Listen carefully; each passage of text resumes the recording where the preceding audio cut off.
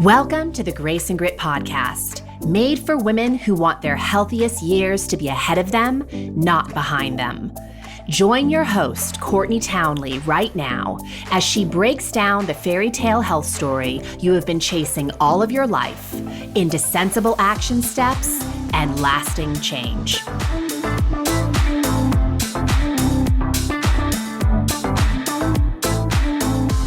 Hello, my friends, and welcome to the Grace and Grit podcast. This is your host, Courtney Townley. As always, I'm so grateful you're here with me.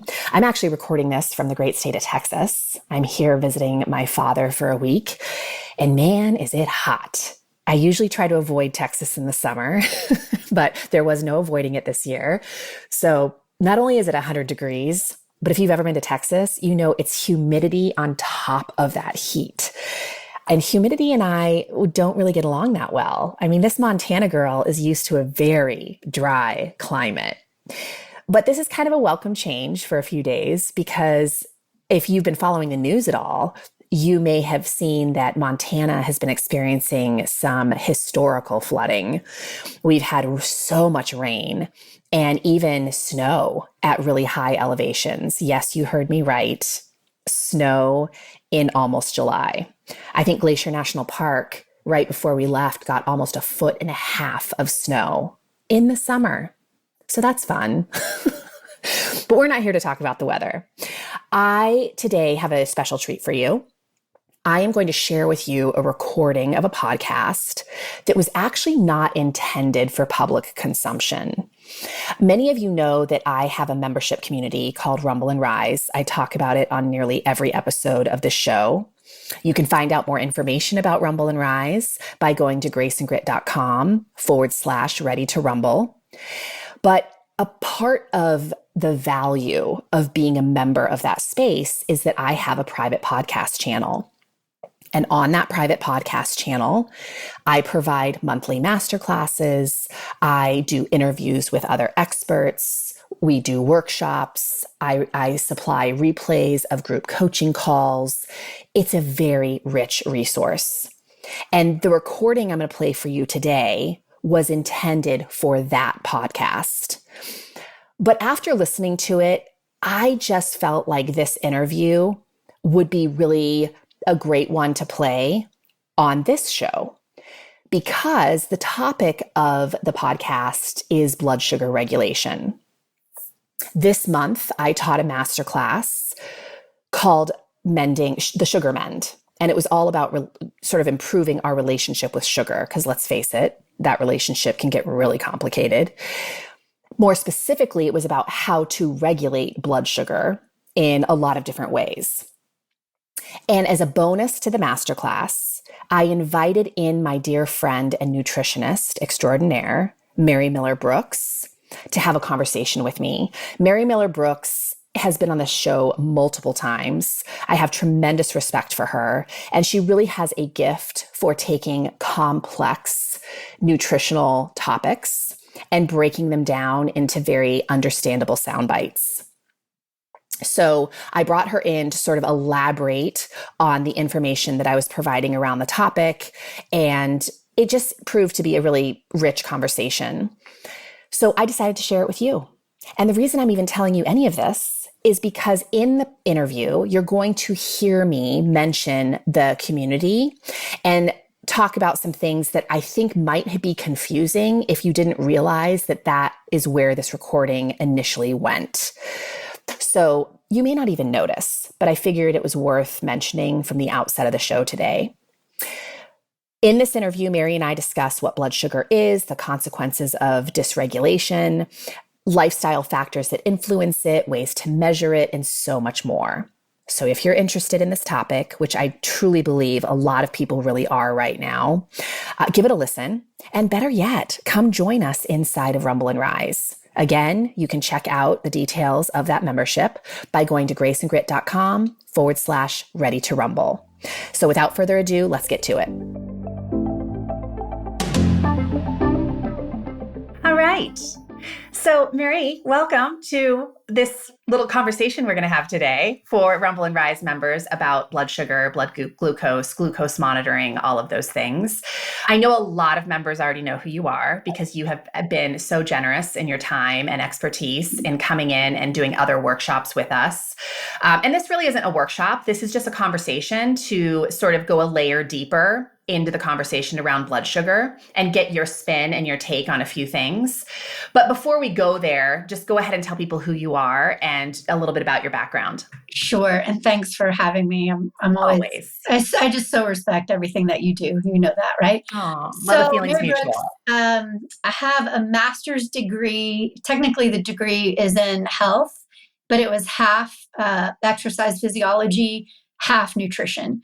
And then, spent a lot of time in the corporate world and created my own business about 5 years ago.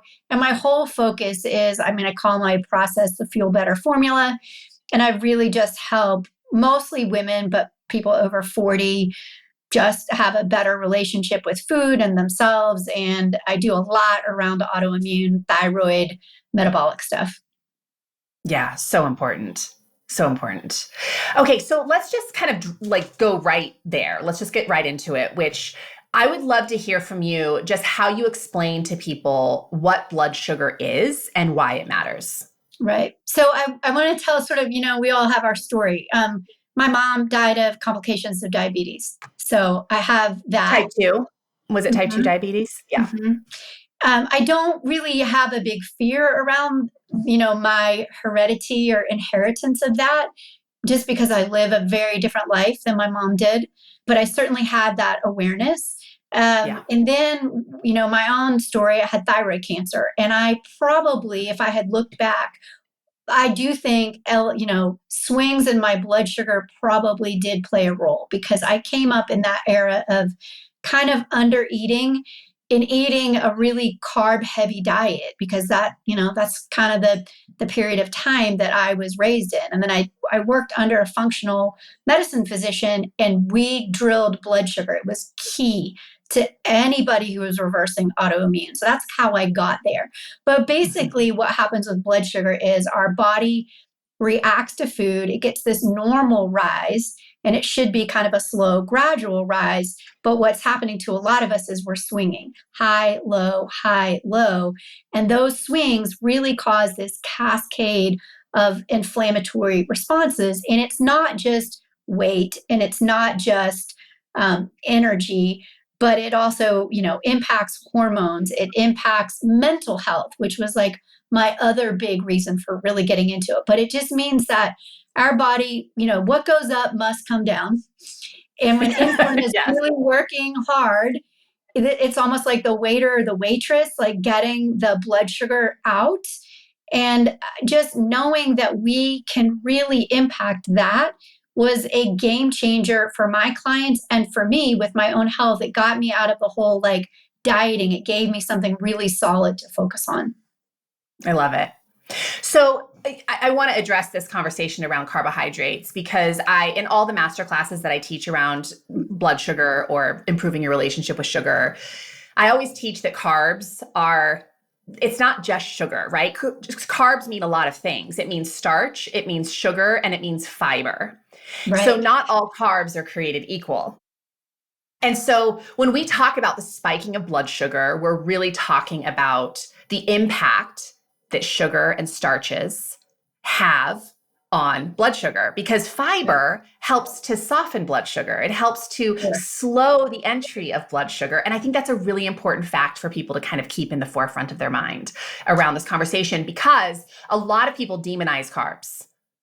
I shouldn't eat carbs, right? And that's not the conversation we're having here. No, and you and I mean, everything has to be nuanced. Everything has to be, and we don't want to take the time to hear that. That's our real problem in health. We are getting to these bite-sized, just give me the takeaway. And it doesn't work like that. It's sort of like saying cardio is bad. Well, how are you using it? Are you using it to beat yourself up or are you using it Right. in a right way? Right. So and I also say that, there's always good, better, best. And I don't know Yes. a person who's going to live without sugar.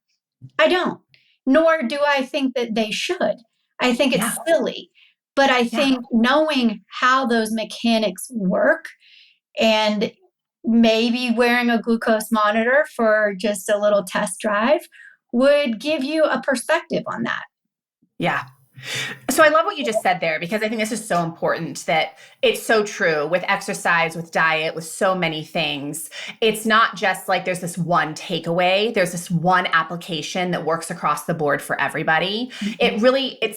I always joke, a client of mine always says this too, and we always laugh about it, is it depends, right? It depends on the person. It depends on the dosage. It depends on the quality. It depends on your history with the thing. And so we have to remember that all of this is individualized. Yep. We can definitely kind of generalize certain information about these topics, but how it applies directly to your life is much more of a specific conversation, which is where people like you and I come in, right? And helping people to figure out, well, how do we improve the quality, or how do we change the dosage or change the mindset around the said thing, so you will actually show up for it with a little bit more consistency. Yep. All right. So there's lots of things that influence blood sugar. Food, of course, is one of them. Carbs, we just talked about, is one of them. But let's just be very clear that food is not the only thing that affects blood sugar. No. And that is something that wearing a glucose monitor told me, because you kind of feel like food is the only thing. But something as simple as the quality of your sleep. If two people have the exact same meal, but one has had a good night's sleep and one hasn't, the person with the bad night's sleep will have a more elevated glucose response. Fitness. If you are moving, or even you're doing an intense workout, your blood sugar will go up. So, because it's stress. Right. And then just stress itself, right? Stress itself will raise blood sugar. But I think the most fascinating part to me was the composition of your meal, how you eat it, the order that you eat it in, the time of day. I always talk about the tempo of meals, which was my biggest revelation when I started working with athletes, because I've worked with dozens of athletes, including some podium finishers and like big stuff. And so I thought, because their physique is good and their performance is good, and they tell me, I ate this many calories, they should be good. And when I looked at the timing and the tempo, that's where I made the biggest impact. And I probably was influencing blood sugar then and didn't even know it. So those things, and I love when we don't feel helpless. I love when we have agency over our health, that we take ownership and we see how we are unique. That to me is the most powerful thing about health. Yeah, absolutely. The other thing, before we move on, I just want to ask if you saw any correlation with this, but did you notice hydration levels and blood sugar, how it affected it? That is a really good question. I never did. Now, part of that is probably because I pay pretty good attention to my hydration. I will tell you this a little bit off topic, but I also track my heart rate, and I have a pretty decent resting heart rate. If I'm ever underhydrated, my heart rate jumps. Even from a little. So I never saw it from hydration. I know that it's a stressor, so it follows that if you're underhydrated, it's going to affect everything. But I never saw that particular correlation. Well, it's interesting because it makes sense to me, right? Like that your blood gets stickier and thicker. And so the concentration of sugar in your blood would be a little stronger when you're dehydrated. But Huberman mentioned on one of his podcasts, he just briefly wore a glucose monitor and he went into a sauna and his blood sugar spiked. Oh, well, that's the heat. The heat will make a sensor jump too. Yeah, sure. Because heat's a stressor. Yeah, right. Yeah, well. So you have to learn the little nuances and the little things that happen that are normal and not get freaked out about them. Yeah, of course. So on that note, because we are living in such there's so much tech available to us. It's almost like we have access to so much information about our biology that it can be overwhelming, right? Yeah. We can count our steps, we can count our calories, we can wear a blood glucose monitor, we can do all the things, control, watch our heart rate, all of these things. And I know that a lot of the comments that I hear from people around these types of options is, I just want to live my life. All right. I Sure. want to intuitively eat. I want to just trust my body. And that's what we all want. I don't know a person on the planet who doesn't want that. Yeah. And when we journal food, when we count our steps for a period of time, when we start observing our heart rate, when we potentially wear something like a glucose monitor, we start to learn about things in a way that helps us to shift behavior. So in the long run, we don't actually need to use those things as often or potentially at all. Correct? Right. Right. Is that how you think about it?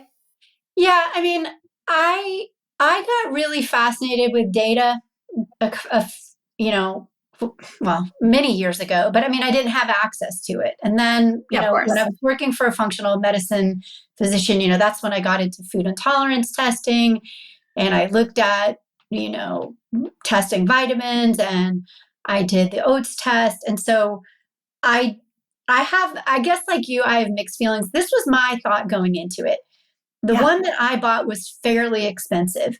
And so Mhm. I thought, not all my clients are even going to care or be willing to invest, but I could be the guinea pig. I could do the test and I could share what I learned. I Yeah. also have people that they are data driven. They will not do things unless they see the metrics and they see the information and they get the feedback. So for people like that, I think it could be, and we can talk about this more. I don't think anybody needs to wear one forever. I think you can Sure. get what you need out of it in a month or less. But can you learn all the concepts and apply them?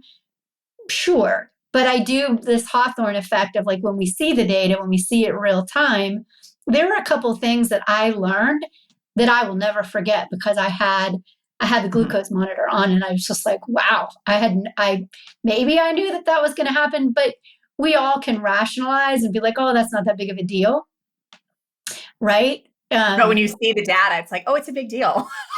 Yeah, you see the Right. I spike. mean, this is a little bit off topic, but I think like I don't drink alcohol anymore. Yeah. And the biggest thing that I saw was that every time I drank it, my sleep fell apart. And Mhm. finally, it was like it wasn't because I was stressed out. It was alcohol. And I saw the Yeah. data enough that I was like, okay, there you go. Yeah. And I love this because data over drama, right? A lot of times we tell ourselves these stories and we kind of what if ourselves to death. And there's all this guessing and sort of assumption. But when Yeah. you have the data, you can let go of all of that and say, oh no, this is It's what's happening. objective. It's objective and it takes the Yeah. drama and takes the nonsense out. Now, at the end of the day, I want to say this, you can handle an occasional spike. Of course. And Yeah. I'm talking your population, I'm assuming is fairly well, but wanting to, as I say, create a healthy, forward-looking thing. And glucose is a big piece of that. Like if you've been awake in the last year, we know how much blood sugar played into the whole COVID thing. I mean, I'm seeing patients or clients with long haulers that is something that I'm going to drill into. But to your point, and which is like, do we all need one? No. Could Mhm. you benefit from wearing one for a month? I think so, but that's just because Sure. of my particular Your bias. experience. Absolutely. Okay, so let's just back up for 1 second before we get to the glucose monitor. Yeah, I would love to hear you speak a little bit to glucose and perimenopause and menopause because things yeah, are definitely shifting, and this yeah, is largely the population I work with. yeah. I'm interviewing Stacey Sims tomorrow, which I'm super pumped about. I've interviewed her Wow, before, and she always brings amazing knowledge to the table. But in that's her new book, amazing. have you read it, Next Level? I haven't read it yet. No. Okay, you'll love it because she talks a lot about glucose and insulin sensitivity and how hormones impact our ability to move sugar through the bloodstream and all the things. Well, maybe So I I'm should just ask curious. you that question because I may stumble through it. Yeah, Um, but for sure, and I've seen it in my own body, Yeah. we react to carbohydrates less well as we're in perimenopause and menopause. Would you agree? Yeah, I would. I think that, again, it goes back to what we said earlier. It's all of those factors that we talked about, the Right. quality, the dosage, the person, the activity level, all of that has to be taken into consideration always, but even more so, I think, at this period of our life. Yeah, and from what I understand, I always say when it comes to hormones, I'm sort of a cortisol, thyroid, blood sugar, and then I don't do the Dutch test. I don't do so some of Yeah. that I'm not as good at. But Yeah. my understanding is as progesterone goes down, which is sort of our hormone that says all is well, we aren't handling stress as well. We Yeah. are more insulin sensitive. I will also say, and this is just Mary's philosophy, I have rarely met a woman who hasn't done really extreme stuff in their diet Yeah. ever. Like it's incredible. I'm like, wait, what did you do? So I think we've also created a lot of hormonal havoc and blood sugar instability for years, and we don't know it. And it's sort of like everything; it kind of catches up with us, Yeah. and we get handed a bill. So, but I want to be clear. I'm not saying no carb. I'm not saying even low carb.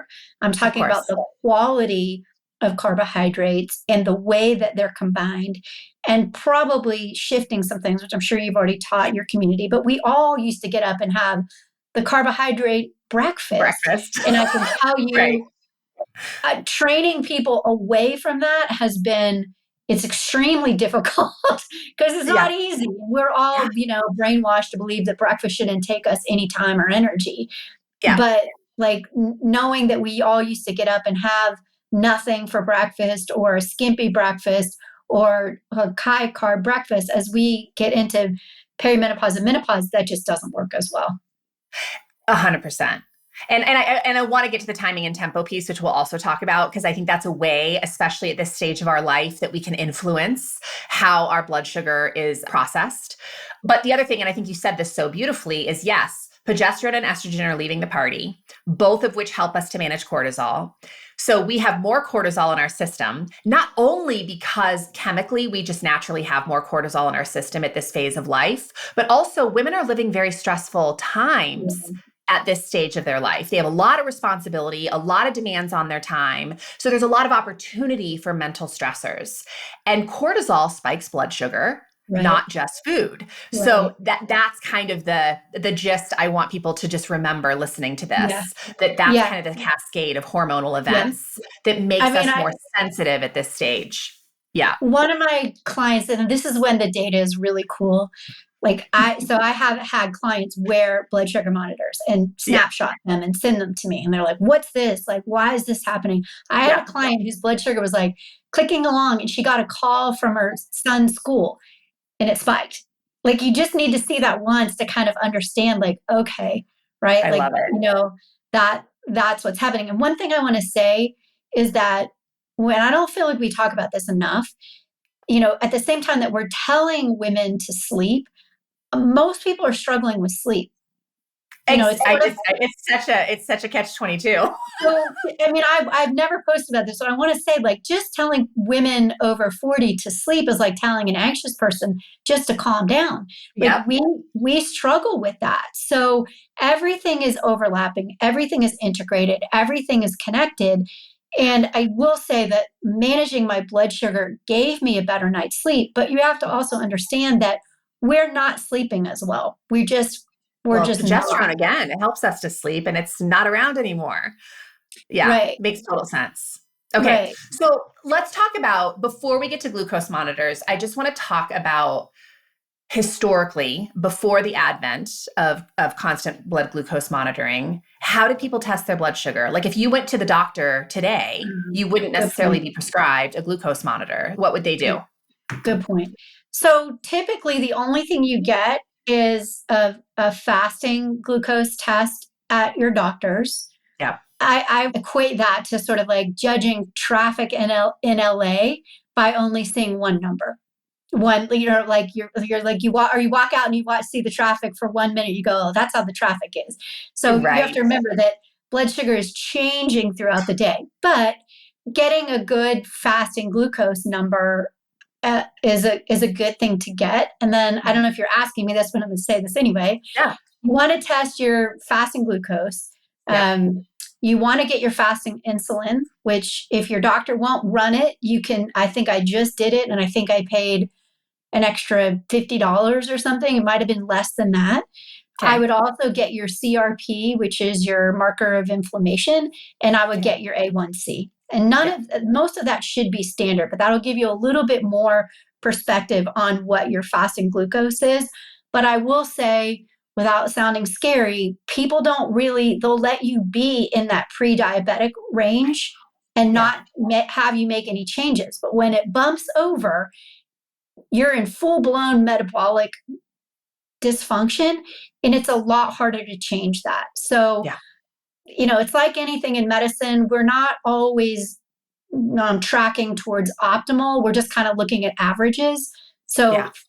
get those numbers. And if we want to get into like what's ideal, I can give you like a little table or something you can share, but you may have already done that with your. No, do it, because I'll post it in the Facebook group and I can send it out in an email. But Okay. it's interesting because I feel a lot of times with nutrition advice and even like these medical sort of parameters with what's normal, it often errs on the side of being a little high, right? Yeah. Like, I mean, I see that trend, and because I know a lot of other nutritionists that I've spoken with have talked about, like with fasted blood glucose, that they think that what is normal at a doctor's office is actually on your way to being pre-diabetic. Yeah. Yeah. Yeah. So you can get all that, and I do think there's some self testing that can be done. I saw a pretty decent panel for all of that. That was like about $125 to get all of that, data if you ever want to check it out for yourself. But Awesome. it was really exciting to me for like as I made changes to see all of that data improve. So it was really helpful because I'm always aware that like if we say, oh, I lift this much or I weigh this much or I whatever, but you don't really have the data. And I'm not saying the data, you live and die by it, but it is nice to see.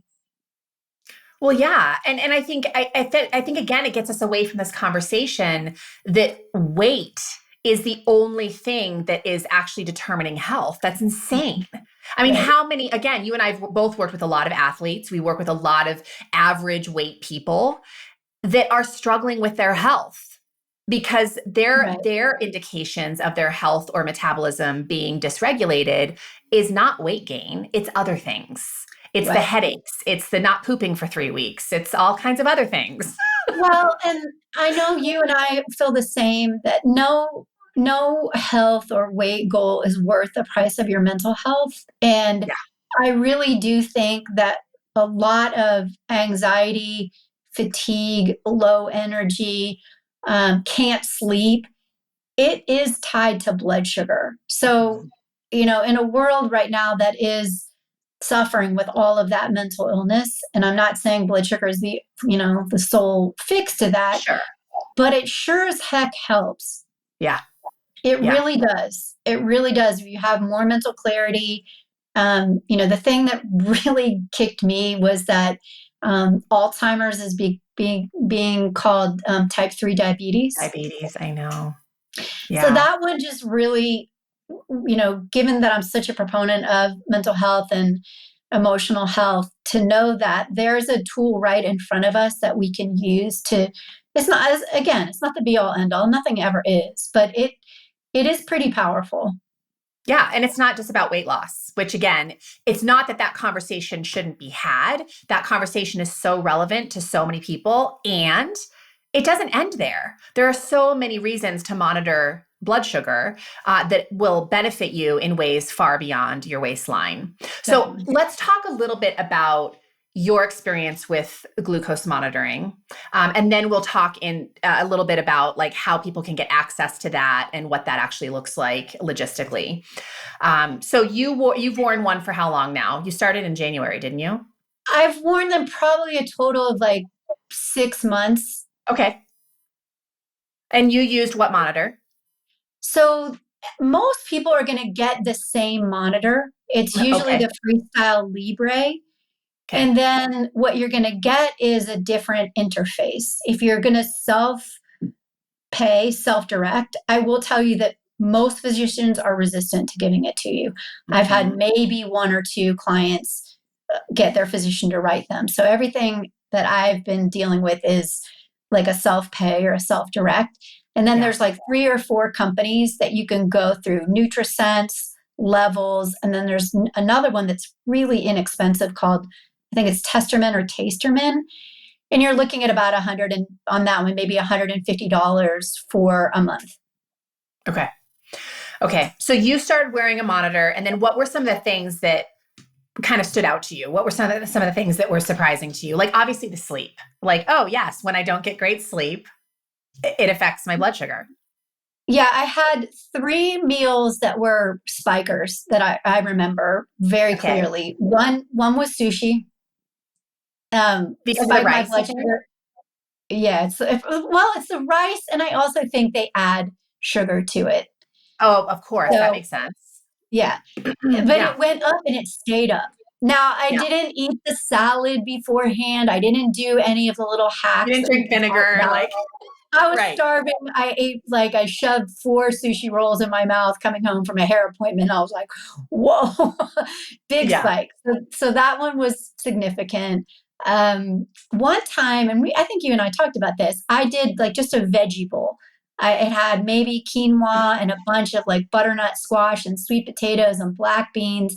Didn't have enough protein, didn't have enough fat, but it looked like your nice, healthy Healthy. vegan meal. That's what Yeah. I want to just tell you. Like sometimes when I see someone like, I'm 100% plant based, or I just eat this vegetarian meal, I'm like, you might want to look at the blood sugar on that one.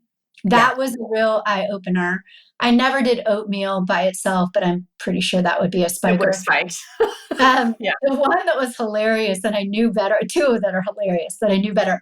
My husband came home and he was like, let's take the dogs for a hike. And I was like, I hadn't had a meal for a while. And I was like, okay, I just need to grab something. I grabbed 2 graham crackers, Through the roof. way high, Yeah. because it was a naked sugary carb. Of course. And then the other one was just for fun, Honey Nut Cheerios in milk.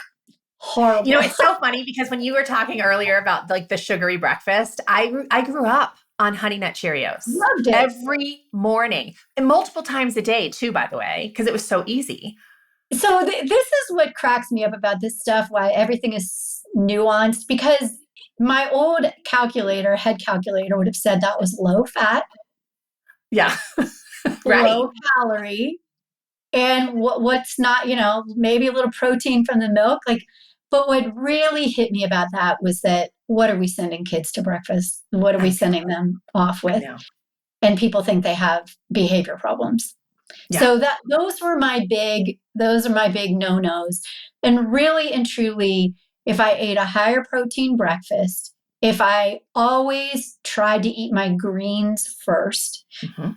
and if I tried not to snack, but if I snacked, I really tried to only eat like a protein or like an avocado or greens, where I will be honest with you, when I snack, I usually want a carbohydrate.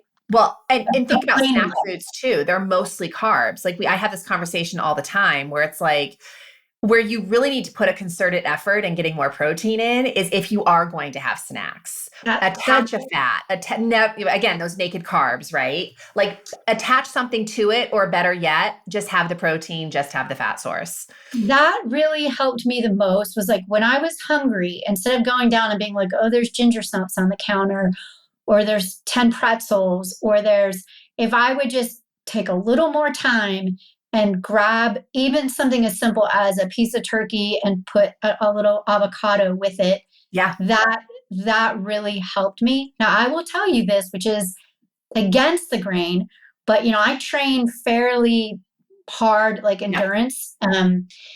And even though there's a whole study that came out, if you drink something that's sugary, like the typical sports drink, it'll Yeah. destabilize your blood sugar for 24 to 48 hours Yeah. afterwards.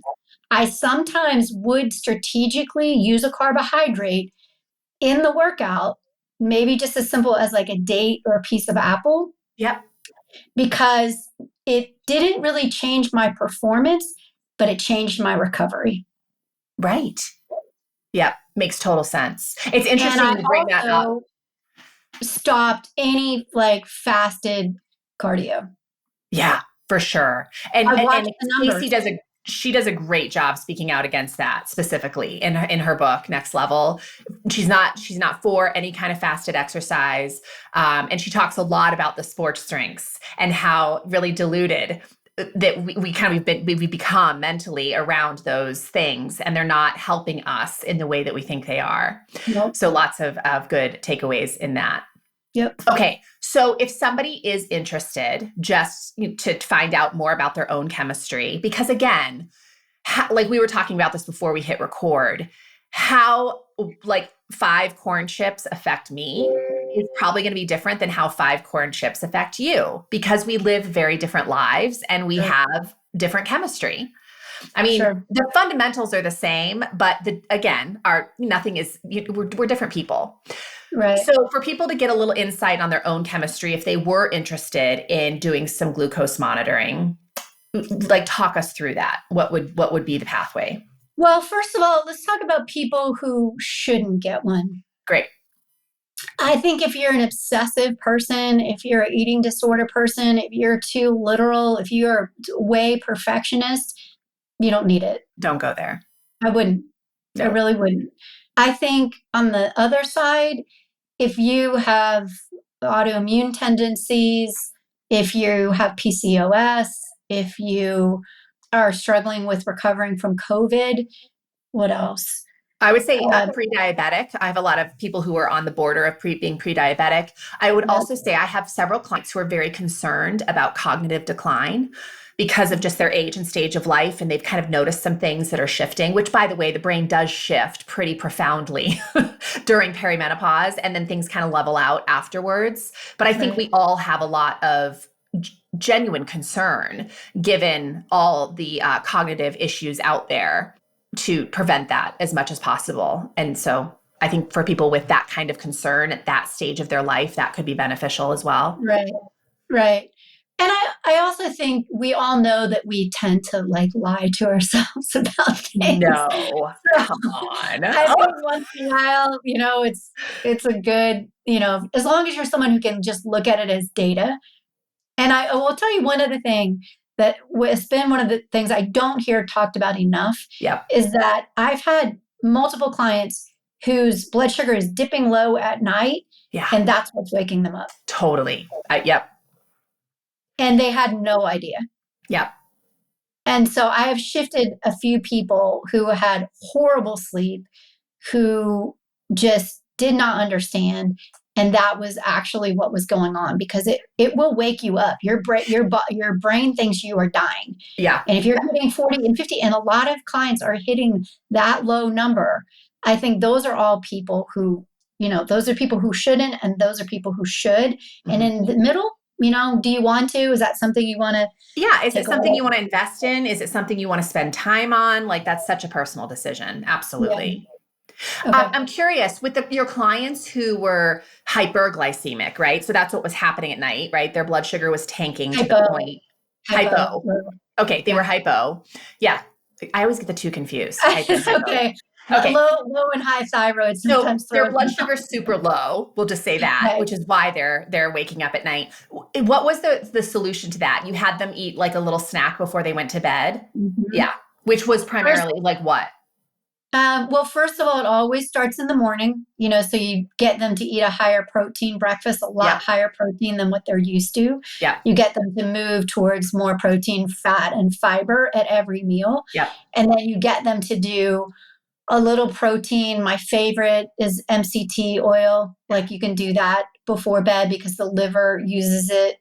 And probably, depending on the person, they may be eating too low carb, Yeah. so because their liver needs that little bit of extra glycogen, that refuel. And, not to be the jerk here, but a lot of them cutting out alcohol. Yeah, for sure. And they finally see it. They're like, oh my gosh, that one glass of wine, like that's the thing. Yeah, I'm not saying but it's like, you don't know until you know. exactly. Exactly. And it's so interesting too that carbs, I mean, yes, the wrong quality and too much quantity is very stressful on the human body, but carbs in the right quality and the right dosage is actually very soothing to cortisol. So when you have estrogen and progesterone declining, right, and you're Right. more prone to having cortisol in your system, carbohydrates, especially at night, for a lot of people can help them to kind of temper that Yep. cortisol response, Yep. which helps us to stay asleep because it lets melatonin do its job. Yeah. The other thing, and this is again kind of my own theory, but I really feel like if you take care of your nervous system during the day, that you don't live so chaotically, Yeah. so out of sync. Because listen, nobody gets up in the morning and binges. Nobody. I always say that. Yeah, it's true. You do?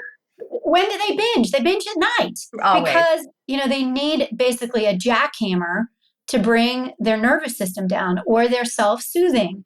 So it's not just, as you said, it's the timing and the tempo. So Yeah. what the problem I see is that most people aren't taking very good care of themselves. Yeah. Then they're using food and alcohol and sugar and Netflix to, Yeah. get themselves back down to baseline. And again, what goes up must come down. So what happens? You get this surge of cortisol, and then you go down low, and then your blood sugar is screwed up at night. So it really just means shifting everything from the minute you get up till the time you go to bed, so that you're not using that time that is biologically set for like winding down and slowing down Rest and and digest. calming Yeah. yourself down, with food and chocolate and chips and ice cream, right?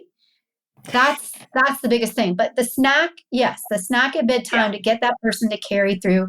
There are a couple supplements that I'm not supplements first. You can't supplement your way through this, and you shouldn't just start taking things because you hear of them and try them. But sometimes getting a combination of some supplements to help with, you can't regulate blood sugar through supplements. You've Yeah, got of to do it course. with movement, stress, food in Sleep. the appropriate amounts and doses and all of that. And Yeah. then you can do a little bit of supplementation. But to answer your question, MCT, a little bit of protein, you could do.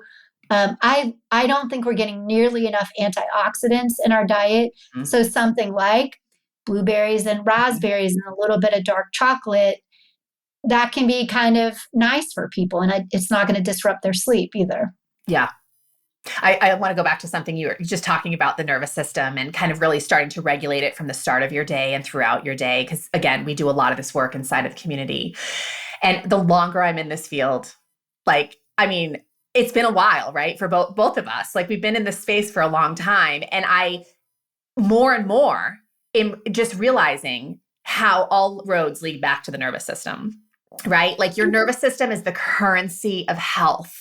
And until you take radical responsibility for regulating that, blood sugar is going to be jacked and cortisol is going to be jacked and hormones are going to be jacked. And Right. yeah, I just Yeah, think and it's such a, again, sometimes seeing that in real time, because I think everybody is looking for the, as you say, the Hail Mary or the easy yeah, fix. And when you recognize that it is all the things, and I mean, for me, that I came to that conclusion somehow of like, okay, Mary, if you don't want to end up in a heap at the end of the day, if you don't, and I had a terrible insomnia problem. I tried with all the things to address this. I was like, okay, well, let's just fix this. This yeah, is the problem. Sleep is the problem. Well, sleep wasn't the problem. It yeah. was the nervous system. It was the anxiety. It was the I came last. It was the perfectionism. A It was constant the forgetting worry. to eat. It was I overcommitted. Therefore, I deserve a glass of wine at the end of the day. It wasn't until I changed that things changed. But going back to, if you were going to pick one thing, like there's this thing I wrote, it was like, people try to do too many things. I'm going to be sugar free, dairy free, gluten free, nut free. It's just an I know. address in hell Yeah, that we don't, what I mean? It's not really helping us. But I do think, I agree, nervous system, but you don't have to have any diet dogma, right. protocol, Yeah. belief, whatever to regulate blood sugar. in I it. want to talk just briefly about and I know we're way over. I said we'd keep this to 30 minutes. We're way past that, but that's okay. With the sugar, because I'm with you, right? Like, again, like we talked about at the very beginning, nobody wants to journal their food forever. Nobody wants to wear a glucose monitor forever. Nobody wants to stay away from sugar forever. And everybody's relationship with these things is very different. And I definitely have worked with people over the years who are in such an intimate relationship with sugar that every time they eat it, it sends them off the rails, Yeah. right? Like they can't just do a little bit. Yeah. And so I'm just curious to know your thoughts on this, because I absolutely believe there's a large camp of people where moderation works. I also have seen it to be true that there is a camp of people that moderation doesn't work. Doesn't. Yeah. You know, Gretchen Rubin talks about that. Have you heard her? Oh, yeah, I know Gretchen Rubin. Yeah. Moderators and abstainers. Mm-hmm. And I'm a moderator. Yeah. I am. I can have something, I can have a bite of it. I know how it makes me feel, and I can walk away from it. I can throw it in the trash. I have no problem with that. Yeah. Yeah. I'm married to someone who, if it's a cookie, he'll eat the entire sleeve. Yeah. So I don't know if there's, chemical things that are different about us or mental things that are different about, I really don't know. Yeah. I think my son-in-law had this thing that he said, he goes, it's hard to know what it's like to be out of something when you're in it all the time. And I think that's really where a lot of us are, that we don't realize that we're walking around in a fog, or we don't realize that our anxiety is tied to something, food, and we're just using, we just don't know because we're too deep into it. Sort of like my recognition of the alcohol and the sleep. It was the cause and effect. And I didn't, either I was in denial about it, or who knows, but once I did the experiment, I knew. So I don't know if this is your question, but sometimes we do need to do something unsustainable for a period of time to really get the feedback loop. And I know that I love it. I 100% agree. Yeah. We all preach moderation, but sometimes moderation is BS. It really is. Yeah. Like, I think if you know, like, I mean, my body, and you said you feel like crap when you have sugar.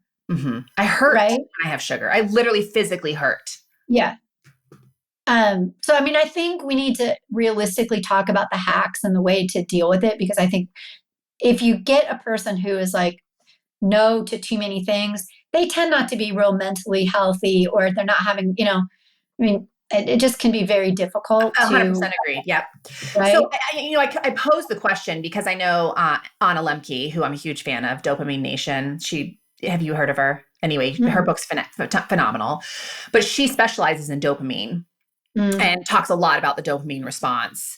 And her work being a therapist and working with so many clients over the years who've had very strong addictions to all kinds of things, porn and food and alcohol and video games and everything in between. She's a really big proponent that exactly what you said, that there is a time and a place to completely abstain from something for a period of time. And her recommendation is 30 days. Yep. So you can actually see how this thing is impacting you. Because until you're willing to do that, you may never really know. Now, is that where you're going to live forever? For some people, yes. For most people, no. I think this is such a fascinating conversation, because I feel like the whole world right now is like, life's too short to not have this, or not to have this. You got to treat yourself. But we don't realize like how crummy we feel. And I guess I kind of did that experiment. I think probably now it's been at least a year and a half ago. I did like 30 days with no alcohol. I totally remember this, watching you. Yeah. And I mean, the transformation in me, and I'll tell people, I really did 3 things. I monitored my blood sugar, I gave up alcohol, and I committed to a really good night's sleep. Like, those are my 3 kind of non-negotiables. And I mean, I just paid attention to the quality of my diet and really tried to push in, the vegetables and the protein and get the processed food. And I mean, if I show you the side by side of my face, you'll be blown away. Oh yeah. Of course. So I think I would say that person who really is addicted to sugar, and I'm going out here on a limb, I would imagine that they're not able to, there's some emotional work that needs to be done, some of just better caretaking, better self prioritization, so that, because I guarantee you they're not eating sugar in the morning, they're eating it at night. Oh, Like always. that's Because I would say there's that trifecta at night: low blood sugar, high stress, and you're freaking hungry, right? Because it's nighttime. You have more time on your yeah, hands. yeah. So I think for some people, giving it up for 3 weeks or a month. Yeah. Now, will it come, do I think you need to eat sugar-free ketchup?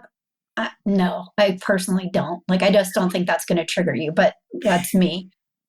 Can we talk about this though? Because this is a question from the community about, there's this temptation when we start reducing sugar in our lives, or if you're someone who's trying to abstain from sugar in your life, there is this temptation to all of a sudden replace it with things that don't spike blood sugar, don't spike dopamine, but still give your taste buds all of the reward that they crave. So give me your thoughts on that, because we're talking about like monk fruit, stevia, all these other sweeteners that are natural, right? That don't cause the spike, and yet they're still feeding the taste buds.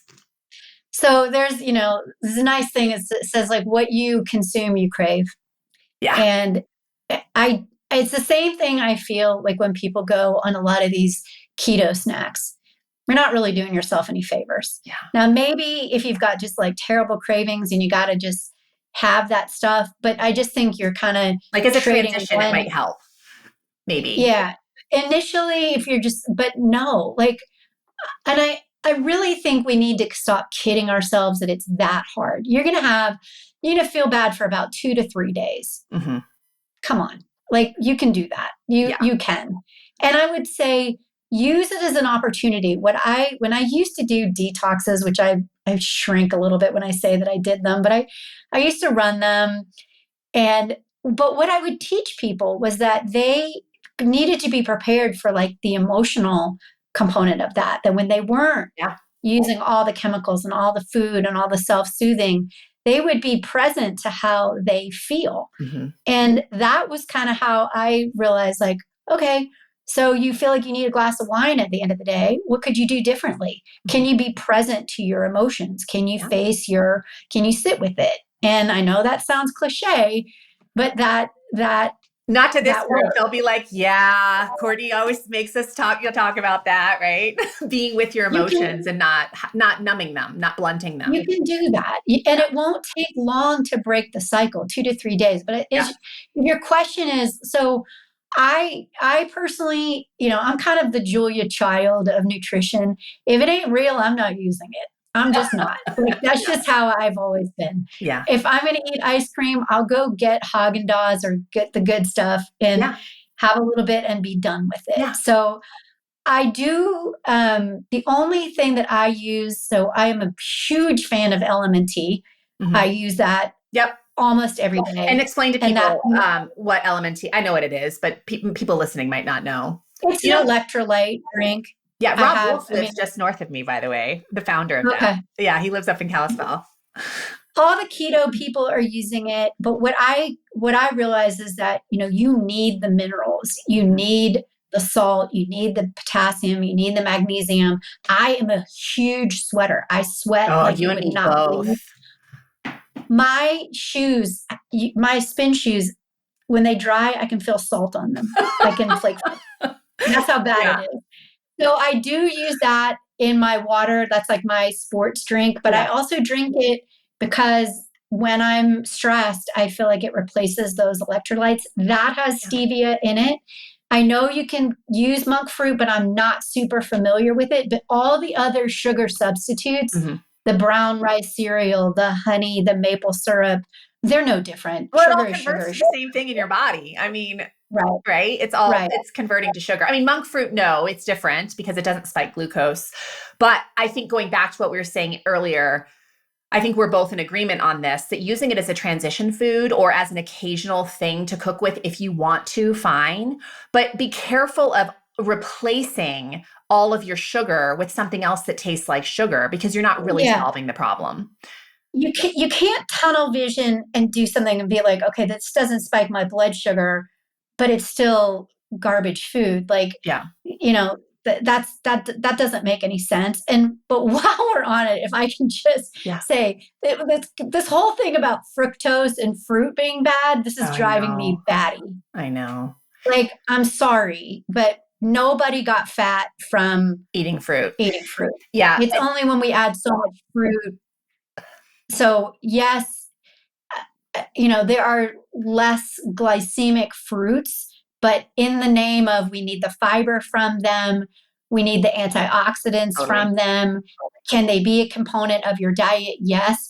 Do you need to make a daiquiri like smoothie in the morning? No. A little bit of fruit goes a long way. Right. But to your question, which I think was, if you will move to a more savory diet, Yeah. if you will eat more proteins and vegetables and fats, part of our problem is our food supply is very sweet. Mm-hmm. Corn is bred to be sweet. Everything is sweeter. So that's the food industry doing that to us. So I do not think you need to get yourself off of all of that. And the one thing I will say that I am a bit of a hard ass about is don't drink your calories. Yeah. Don't drink a juice. Exactly. Don't drink a juice. Don't even, and I used to do juicing. Like, I used to juice vegetables, which I might do, but in terms of a blood sugar spike, probably not your best bet. Your best friend. Yeah. Yeah, you don't, the sugary coffees, I mean, no. So like juices, what else? Green drinks, Well, like you sweet. said, the smoothies, like when somebody shows me their smoothie for the morning, a lot of times it's like, it has the milk base, it has the fruit, it has the yogurt that has a sweetener in it. Like it's literally like a milkshake. And so making sure that when you make smoothies that you're throwing fiber in there. Remember, fiber helps to slow the rate of blood sugar, but also your fats, your MCT oil, your avocados, things of that nature, your greens, and absolutely your protein.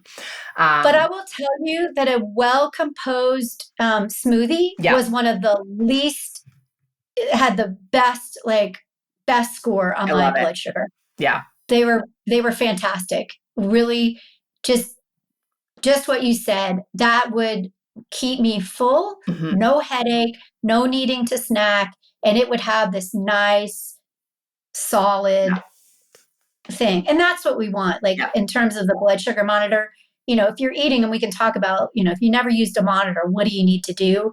How do you need to, game your day? Yeah.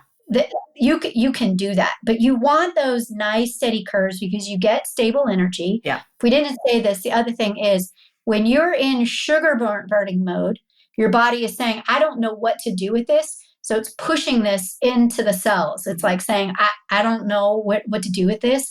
I have no room. It slows down the mitochondria, which we don't want to do. We want our energy mitochondria production centers. Spunky, right?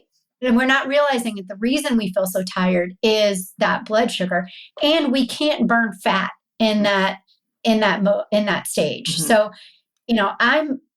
I barely dabble in fasting. I don't really, have any like one school of food that I eat or don't eat or whatever. But that having that stable blood sugar really sets you up to sleep, to have less inflammation, to burn fat, to have your hormones not sort of be in chaos. And if you do have these swings, which we can have had for years, they do point the needle towards autoimmune.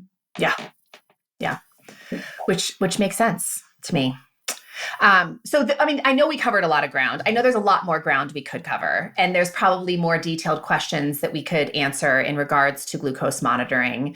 But I think this is heavy. Like, this is a lot within an hour for people to process. Hopefully it's easier to process based on the stuff they've already been studying, but I'm sure some questions will come out of it. So I am going to just invite you to maybe answer those separately. And I'll just add, if questions come up, I will field questions to you, and maybe you and I can just quickly answer those. But I think this was great. I think it just gives people a little bit of a review. I think it gives people some new insight, definitely hearing about the value of glucose monitoring, how they might embark on that journey.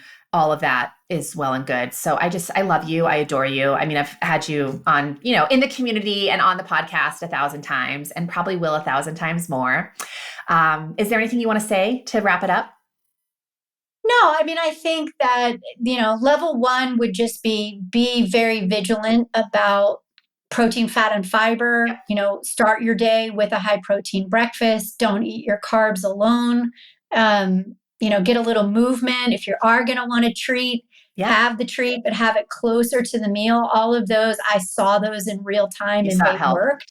Yeah. I would start there. I think most people, if they would really pay attention to that, can. If you ever did one, look at it from the standpoint that you're not sick and you're not broken and you're not going to freak out if you get an occasional spike or dip.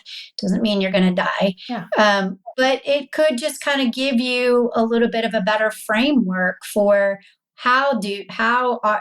what's going on inside your body that you don't know about, and then take that knowledge and then continue to implement it on your own once you've seen it. Yeah. Well, and I think also, like, I really hear the value of doing it because, I mean, if you're open to it, if you want to, invest in that, I can see the value in it, in that we have normalized feeling crappy. And a lot of times it's like, we think we're doing okay, right? And then we do track food for a while, or we track our blood sugar, or we track something that really gives us better data. And a lot of times it's like, oh, I see. Right? Like the story is actually different from the one I was telling myself. Because I get this all the time with food journaling, people saying, I know what I eat and I eat really well. I'm like, great, just record it. Like, and then you look at the journal, it's like, well, there's a few gaps here. Like, and you start addressing the gaps and people start feeling better. Oh, well, I mean, if I could have $1 for every person who says I eat clean. Oh, yeah. Yeah. I think we've gotten to the point where we think I eat clean because I don't eat fast food and I don't drink soda. Yeah. That's really what it comes down to. Yeah. But we're not really understanding that we're under eating, we're skipping meals. We're eating a really like a carb loaded dinner and we don't understand why we feel fatigued afterwards, that we're inconsistent, and we're making our body do all of that stuff. And I think that A/B process of the body, when you really understand that whenever something goes up, when it comes down, it doesn't come down to baseline. No, it goes lower. It goes below. Yep. It goes below.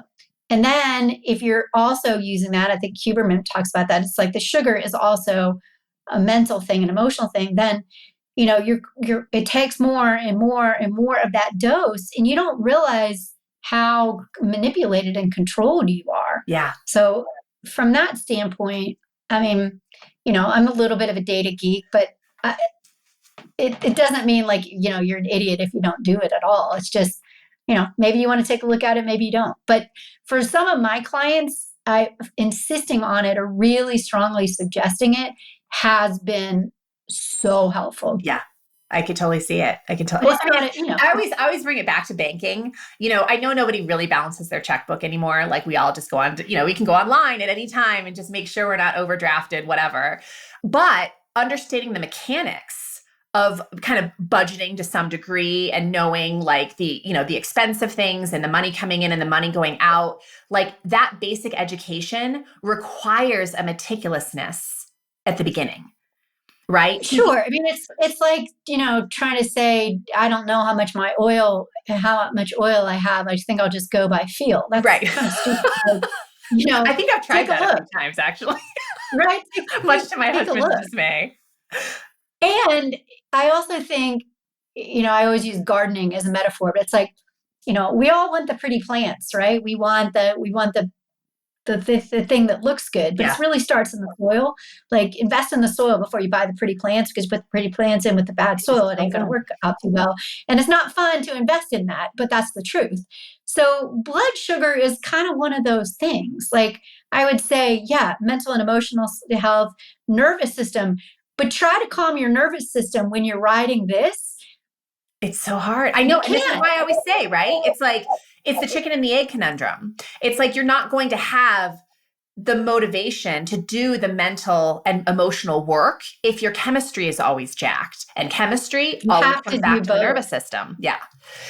Yeah, I mean, I think if those two probably, if those are your bookends, Yeah. and we didn't talk about supplements, which we don't need to, Yeah. but like do that first, do those things first and do them for a good month.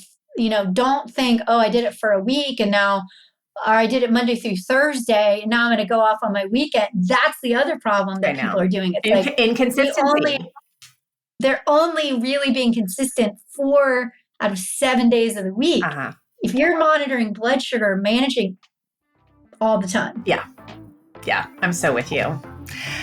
Okay. Well, thank you. This was awesome. So immensely helpful. And I'm excited to share it. So thank you.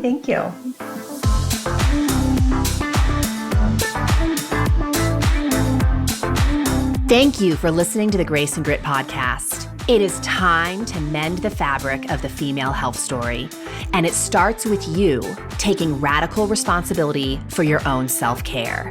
You are worth the effort. And with a little grace and grit, anything is possible.